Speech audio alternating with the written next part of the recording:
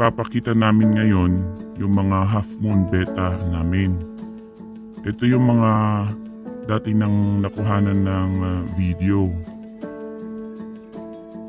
Paisa-isa lang namin silang nilalagay kasi kung magsasabay sila baka magulat sila at magkagatan. Pero sa ganyang paraan hindi naman sila nagalit sa isa't isa kaya okay lang. Ayan sila.